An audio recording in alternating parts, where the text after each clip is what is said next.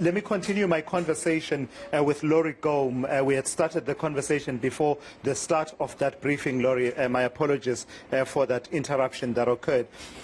We were talking, we were at a point where I was going to move you from your reflections on your interactions with Archbishop Desmond Tutu to just how difficult are these conversations to have within the context of a church? If the church, you know, many assume that the church should be about what the song that Art Matthews sang last night is about, what he means: love, peace, tolerance, faith, hope, and trust in the same name of God, in whose name would die for, take innocent lives for.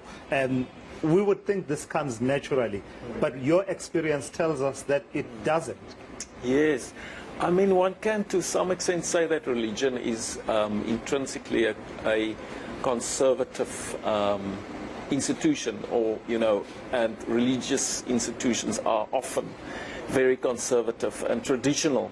And that is the problem, that they often can't go beyond where they're coming from and how they see themselves. And I think that's where the kind of theology and the prophetic theology that Bishop Tutu is the best exponent of is really showing us the way, that doesn't want to only maintain an institution, but, you know, surpasses it to a great extent, because it carries the truth of the content of the message that it is carrying, and that is the gospel of good news, of freedom, of liberation, also on many levels for people. Yeah. And that has been, he has shown in the apartheid struggle, but also then the extension thereof in other struggles for freedom.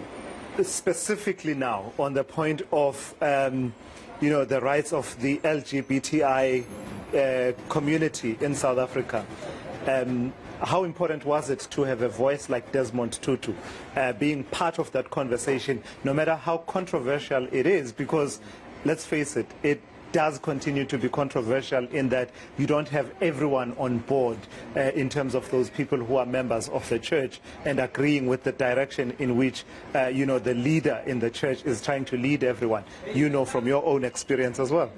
Yeah, being such a high-profile African theologian as well as a religious leader, maybe globally the most high-profile on this issue, so eloquently outspoken and clear about you know, equality for all and what it means, what all means in this case, that it is an extension of racial equality. It's also a sexual equality that one has in mind. And of course that has been very affirming, very encouraging. It continues to inspire us as activists across the board, whether in churches or religious institutions or outside of it, because I think, you know, his spirit of affirmation, of love and support, despite, you know, knowing that he's going against the wave maybe, such a prominent voice has been very, very helpful. And he did it consistently, didn't he? This whole message that we are all God's people. No matter how you think you are closer to God compared to person X. Yes. I mean, I'm thinking about the address that he gave at the University of North Carolina a few years ago. And I was just struck as I was watching that video, just how close it was to, you know, in time to the events of 9/11, 2001.